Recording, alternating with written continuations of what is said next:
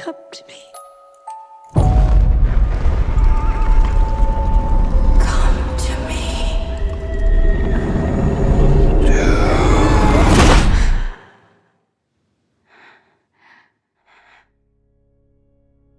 I've never shared my secret with any soul. You've had these spells since childhood. Tell me what you can from the beginning.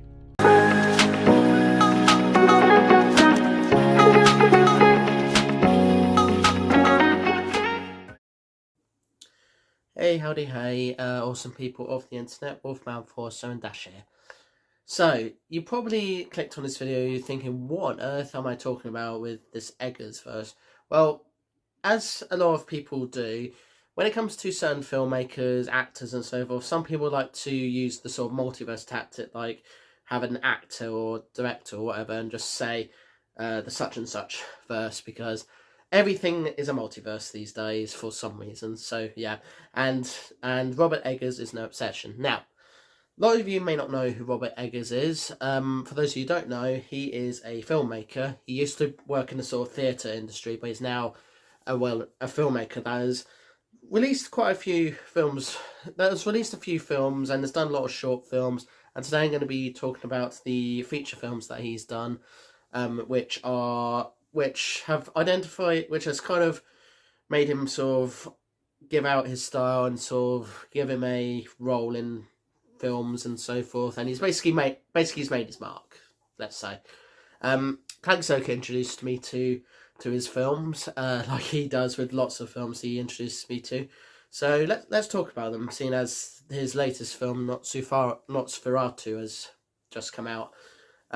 So to begin with, let's talk about the Vivitch, or the Witch. I say the Vivitch because that's how it was advertised in media. And some of these films I've not seen in quite a long time, but from what I remember of the Vivitch, it's very much set in during like a sort of witch trials era, in which any family that has these women talking about certain things, sort of magic or whatever, they say witch, and yeah, you get the idea with that. So there's this family that are sort of very religious, praying and so forth, and the villagers don't really like them very much, for reasons. And yeah, basically, I've not seen this film in quite a long time, so I'm just trying to remember what was said and everything. But yeah, it's a definitely, from what I can remember, it was a very interesting film. Definitely one that definitely got me interested in seeing more of Eggers' work. I kind of watched this much later than other people, because I only got introduced to Eggers just as his third film was about to come out, which I'll get to a bit later. But yeah, I can't remember too much about this first film of his, other than it's got an interesting advertising for its name. That it's got decent acting, and it's also the first film I've actually seen Anya Taylor-Joy in. Anya Taylor-Joy being the actress that would go on to voice Princess Peach in the Super Mario Brothers movie, and has made regular appearances on other things ever since. She's actually one of Robert Eggers' frequent collaborators, although she's only appeared in a couple of his films so far as I know. But yeah, so based on memory alone, the Vivitch, or the Witch, however you want to call it, I'm going to give it 4 stars. If I had watched it again before doing this review, I would have been able to sort of explain a bit more, but because I don't really remember it too well, it's just getting 4 stars. So yeah. So his second film, and one of Clank Soka's favourite films, and one of my favourite films as well, is The Lighthouse. So this one stars Robert Pattinson and William Dafoe, who played these lighthouse, I guess, guard, staff, whatever.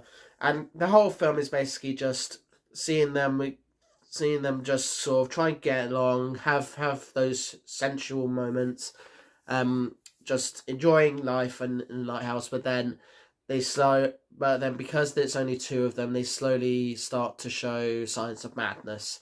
And the whole film is shot in black and white in a sort of aspect ratio, which I do kind of like.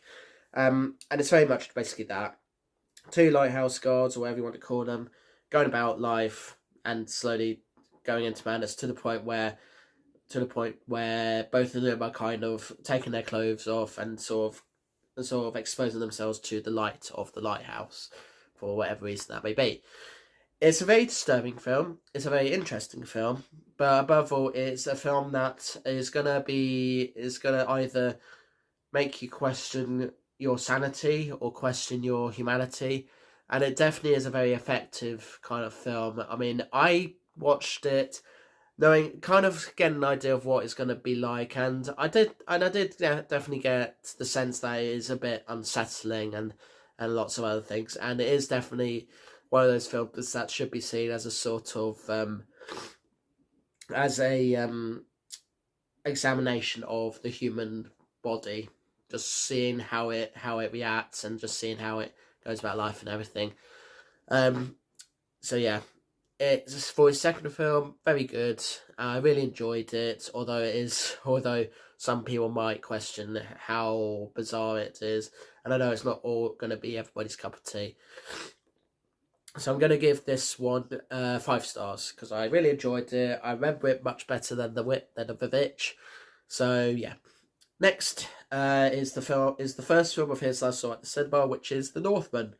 So this one is kind of a revenge story in which you got this guy who got this prince who is part of this little family, and the father gets killed. And this person seeks out revenge against the guy that would end up becoming king and marry the queen. And then all these sorts of things happen, and he tries to get revenge and everything, and we then discover that there's actually some harsh truths about this new king and all this other stuff here and there. It's basically depicted as a war epic, and it definitely feels like a war epic with all these epic moments where there's a lot of intensity, a lot of fighting. There's a lot of blood and gore in this, and there's a lot of violence in this, and it's just, yeah, it's definitely a big screen kind of film, which is, and an epic kind of film, because all these different war epic films, there's only so much you can do that makes it interesting. Whereas this one, although it's got a very pretty simple concept and plot, Eggers does a great job in trying to add some complexities to it and everything. And also, if those of you that do have a sort of thing for Anya Taylor-Joy, yes, she does sort of expose herself a lot in this film. To be fair, she is good looking. To be fair, so yeah. And yeah, I really enjoyed this one. I don't know if I would say that it's my favourite of the Eggers films, but it's definitely one best seen on the big screen, and I hope it does get a re-release at some point in the future. So I'm also going to give this one 5 stars as well. And before I can carry on, I need to blow my nose because it's getting bugged up again. A little longer than a few minutes later. Sorry about that. These things do happen with the nose, so yeah. So now we come to his latest film, Nosferatu, which is a remake of a very old silent film, which is basically a very different adaptation of Bram Stoker's Dracula. But in Eggers' take, it's not a silent film. It's very much a film that's shot in a particular way and stars the likes of Nicholas Hoult, Aaron Taylor-Johnson, both good-looking men, to be fair, William Dafoe, and I forget the person's name, but the person that plays the villain in Deadpool and Wolverine, who I don't think was the best villain out there, but whatever. Anyway, so in this one, Nosferatu is this creature that appears in this sort of town in which and is only able to communicate through two women for a little while, to the point where he's kind of basically tormenting them, torturing them, and putting their respective families at odds, not just one another but with themselves. And so they eventually and Nosferatu turns out to be a major threat, and one of the men, Nicholas Hoult specifically, gets tormented by him as well, and then eventually gets to the point where they need to deal with him need to deal with him sooner rather than later before he kills them all. So yeah, then things happen. William Dafoe's character gets involved. I forget the actor's name, but the guy that has the sort of strong Yorkshire accent gets involved as well. And yeah, lots of other stuff happens, and yeah, it's certainly a good horror film. It's because this is probably the first time Eggers has done a horror film, and yeah, it definitely shows he does well with this film as well. I don't know if I'd consider it my favourite one of his films, because it's a remake to begin with, and I know lots of us are not exactly keen on remakes, but there are some good remakes out there. It's not just all Disney and DreamWorks. There are some decent, good remakes out there that deserve to be seen, including this one, because if you're not that keen on silent black and white films, then this will do you just fine. But in terms of Robert Eggers' films, out of the 4 that I've seen, this one personally is I wouldn't say it's my favourite one, but it's certainly not a bad film. And if you like sort of Dracula-like stories, you'll enjoy this one just fine. It does sort of have jump scares that just feel just not creative or don't make sense or whatever. And this is a guy that's done really well with these other films, but then he just suddenly decided to throw in jump scares for no apparent reason. So I don't know about that, but yeah. So I give Nosferatu, Robert Eggers' version anyway, 4 stars. The original I would review as well, but I don't really remember it all that well. And I did, even though I did sort of see it before seeing this film. The thing about silent films is that you have to pay attention to them a lot. You can't sort of have them on as background noise. A lot of films that I do watch, I tend to put on as background noise because sometimes I just can't be bothered to watch said films, although I do kind of like the films. But, sometimes I do put them on so I can pay attention to them and everything. But Nosferatu was definitely one that I did have to pay attention to, and I don't remember much from it other than it's meant to be a different take on Bram Stoker's Dracula. So, yeah.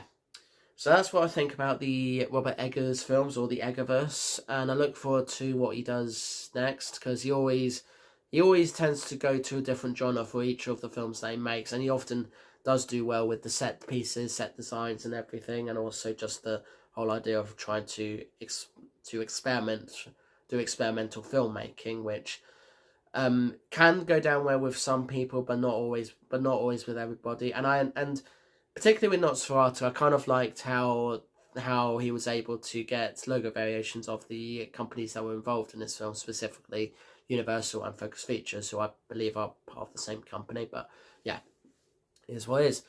So that's what I think about the Robert Eggers films, or the Eggerverse, whatever you want to call it. Draw your own conclusions about the films in the comments below. Love to hear what you think of them, if you've seen them or have heard of them. But other than that, thanks so much for watching. Please subscribe if you'd like to see more of my videos. I usually upload videos at various times daily in the BST/GMT time zone. I do film reviews like this, and also just general pop culture vlogs where I talk about things that are interesting in pop culture. I also do life vlogs where I just talk about what's been going on in my life, and I combine those with hauls so I can show off what I've bought. That's interesting to me. I also do shorts celebrating anniversaries and birthdays of things and people that I like, and gameplay videos, and I do 2 forms of gameplay videos. So straight up gameplay, where it's just that, nothing else, but some GIFs and memes thrown in for good measure, and let's play videos as well. You all know what those are. So that's what I do. And if you like the video, hit the like button. If you want to share with your pals, do so. If you want to leave a comment, do so. If you want to actually be notified when I upload videos, for those of you that are subscribed, hit the bell icon. See you in the next one. Peace to you all. And I think I've kind of caught up now with all the film reviews. I know I've still got to do Mufasa, but I'm going to save that for a video that I'm going to be doing later this month anyway. So you'll hear my thoughts on that film then. And I don't think there's any kind of moral or lesson to be learned from Robert Eggers films other than just be careful with who you hang out with. Don't let anybody kill you or your siblings or relatives or whatever. Do not descend into madness. And if there is definitely a plague that's about to happen, deal with it straight away. And if you think one of your people is a witch, I guess try and hide them away or tell them to run away or something. But I don't know if that's the best advice I could give you for that. And yeah, do check Robert Eggers' films out. They are really good films. So yeah, all right, doodles.